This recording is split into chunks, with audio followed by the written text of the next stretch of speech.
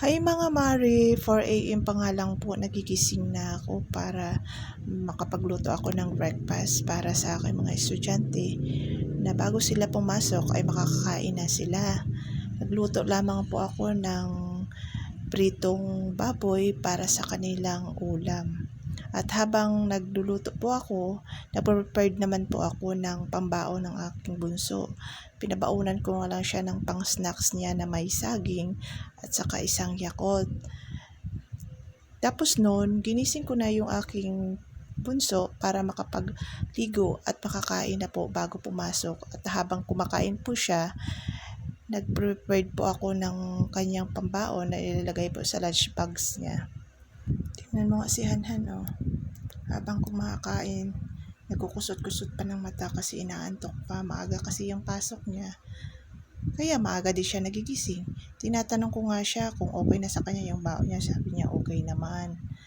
Habang kumakain si Bunso, ako naman nag-aasikaso ako ng mga gamit siya na dadalhin ng school. Kasi maalala ko lang, Maria, nung panahon kasi namin, tuturuan ka lang nila na magsaing at pagkatapos nun kung marunong ka na, ikaw na bahala para sa sarili mo. Ikaw na mag-aasikaso ng lahat-lahat para sa sarili mo. Ikaw na mamalansya, ikaw na maglalaba, ikaw na magluluto ng pagkain para sa sarili mo. At ayan, pagkatapos niyang kumain, nagtatali na kami ng buhok.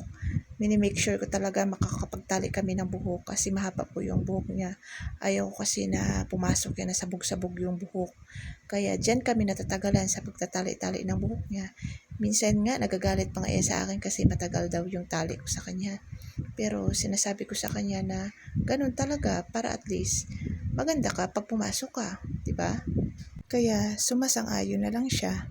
At pagkatapos po namin ng tali ng buhok, ayan, inayusan ko na siya. Pinapasuotan ko na po siya ng medyas para mabilis po kami. Kasi pag siya lang, abutin tayo ng siyam-siyam bago siya makatapos ng pagsusuot ng medyas. Kaya, yan, ready na siya for school.